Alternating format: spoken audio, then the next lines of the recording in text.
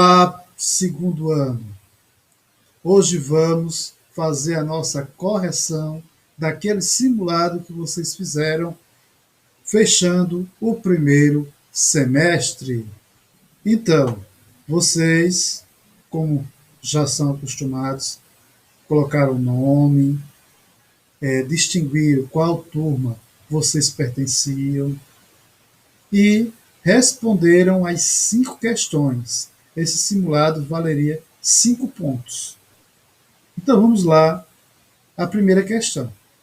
Propósito da expansão marítimo-comercial europeia dos séculos XV e XVI, pode-se afirmar que a Igreja Católica, a letra A Igreja Católica foi contrária à expansão e não participou da colonização das novas terras. Essa primeira opção aí não é a assertiva verdadeira. Ela não é verdadeira por quê? Porque a Igreja Católica, desde o primeiro momento do processo de expansão marítimo-comercial, ela estava ligada a esses reis, no caso, aos chamados reis católicos da Espanha e de Portugal. Ela era que firmava os tratados, era ela que acompanhava algumas esquadras, a exemplo da esquadra que veio aportar aqui no Brasil, nas futuras terras chamadas de Brasil, no caso, a esquadra de Pedro Alves Cabral. E, por isso, essa assertiva não é verdadeira. A segunda opção fala que os altos custos da navegação empobreceram a burguesia mercantil dos países ibéricos. Ao contrário, essas navegações trouxeram riquezas, eles exploravam riquezas nas Índias Orientais, eles vinham aqui explorar as riquezas nas chamadas Índias Ocidentais, no caso, as Américas, não é? Era uma empresa muito lucrativa, era um comércio muito lucrativo.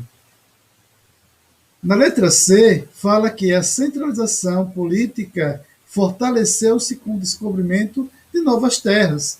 Esta, sim, é a resposta correta. Por quê? Porque quanto mais riqueza chegava na Europa, mais os reis se tornavam ricos. É claro que era uma riqueza parasitária. Quando esse processo começa a diminuir, esses reis, as coroas, começam a ir também entrando em declínio. Os europeus pretendiam absorver os princípios religiosos dos povos americanos? Não. Por quê? Porque eles, ao contrário, eles desprestigiavam a cultura dos nativos, buscando reproduzir a sua própria cultura aqui nas terras as chamadas de Américas. Os descobrimentos intensificaram o comércio de especiarias pelo mar Mediterrâneo. O mar Mediterrâneo, houve uma diminuição do comércio pelo mar Mediterrâneo e o aumento do comércio pelo mar Atlântico. Então, essa foi a primeira. Na segunda questão, fala que o período entre 1450 e 1550, de transição entre a Idade Média para a Idade Moderna, conheceu, dentre outras características, a decadência econômica e a racionalização da vida religiosa. Não, essa opção não é a verdadeira. Por quê? Mesmo com o fim da Idade Média e o surgimento da modernidade, a igreja, a vida religiosa, permaneceu-se valorizada, mesmo com a crítica de alguns pensadores, não é, iluministas, renascentistas. Essa racionalização não atingiu, não fragmentou muito essa vida religiosa. A exemplo disso é a sua participação nesse processo das chamadas grandes navegações. Letra B, revalorização do aristotelismo e consolidação do Estado absolutista. Também não. O Estado absolutista ele começa também a perder, é claro que ele cresceu, mas aos poucos ele começa a perder também espaço, não é? Forte efervescência, lembrando que esse processo, um tem que combinar com o outro.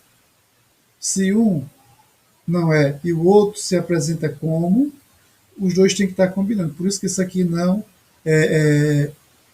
é uma resposta verdadeira. Porque eu poderia colocar, se eu colocasse só apenas consolidação do Estado absolutista, eu poderia aceitar. Mas, quando eu coloco aqui revalorização do aristotelismo, que é uma característica da Idade Média, aí já quebra toda essa questão. Na letra C, forte efervescência religiosa e intensa expansão comercial. A expansão comercial poderia ser aceitável se ela estivesse sozinha, mas essa forte efervescência religiosa, nesse período, apesar de haver uma busca, uma racionalização, uma ideia de razão, não é? O iluminismo, a efervescência religiosa ela começa a esfriar em alguns pontos, apesar de que ela não perde totalmente a sua força na Europa. Então essa resposta estaria errada. Na letra D, avanço do liberalismo burguês e recuo do feudalismo. Sim, esta é a resposta correta. Por quê? Houve um avanço da burguesia. A burguesia agora ela começa a dominar, se não politicamente, passa a dominar economicamente. E também há uma intensa expansão comercial. Além daquelas feiras que cortavam a Europa, agora vai ter a expansão além-mar. Então, a letra E, portanto, é errada. A hegemonia europeia francesa e um despontar da arte gótica. Este não é o correto. Então, o correto do segundo seria a letra D. No terceiro, faz o seguinte questionamento. Dentre os fatores que contribuíram para a difusão do movimento reformista protestante, no início do século XVI, destaca-se o cerceamento da liberdade de crítica provocado pelo renascimento cultural. O renascimento cultural ele vem fazer isso ao contrário, ele vem buscar uma certa liberdade cultural, não é? Ele não vai buscar essa diminuição, esse cerceamento da liberdade, ao contrário. Letra B, o declínio do particularismo urbano que veio a favorecer o aparecimento das universidades. Houve, para ver esse surgimento das universidades, vai haver uma ampliação desse particularismo urbano. A cidade vai crescer, a urbs vai expandir. Ao contrário da Idade Média. Letra C, o abuso político cometido pela Companhia de Jesus. A Companhia de Jesus, na verdade, ela foi um contragolpe contrário à reforma protestante, porque ela foi criada após esse processo reformista. Na letra D, fala que o conflito político observado tanto na Alemanha como na França, isso aí não veio provocar a reforma protestante. Sobrando a letra E, que, portanto, é a resposta correta. A inadequação das teorias religiosas católicas com o progresso do capitalismo comercial. Basta observar que, neste período, havia uma condenação explícita da Igreja Católica contra a usura contra a cobrança de juros, é, algo que afetava principalmente os burgueses, que viram nas propostas trazidas principalmente por João Calvino um caminho a ser seguido e que não maculasse a ética do comércio. Então, essa ética protestante, calvinista, favoreceu profundamente a questão da burguesia. No quarto, fala: quando o tráfico atlântico de escravos começou a dizimar o Congo, reinava nesta nação um manicongo, chamado Níziga Mávida Afonso, que subira ao trono em 1506 e nele se manteve com o nome de Afonso I durante cerca de 40 anos. A vida de Afonso abarcou um período crucial. Quando ele nasceu, ninguém ali sabia da existência dos europeus. Quando ele morreu, todo o seu reino perigava, ameaçado pela febre de venda de escravos que eles haviam provocado. Abre no livro O Fantasma do Rei Leopoldo. No Reino do Congo, assim como na África Atlântica, como em geral, antes da chegada dos portugueses, havia uma numerosas comunidades agrícolas baseadas no igualitarismo de tradição islâmica e dos povos dos desertos. Essa daí tem meias verdades, então ela não é a correta. Na letra B, preponderava essencialmente a agroexportação, só pelo o texto lá em cima, que diz que eles não tinham conhecimento da comunidade europeia, já descarta essa questão aí. Predominava o trabalho livre no campo e na cidade, acentuando-se os trabalhadores estrangeiros sempre escravos. Havia escravização entre eles? Havia.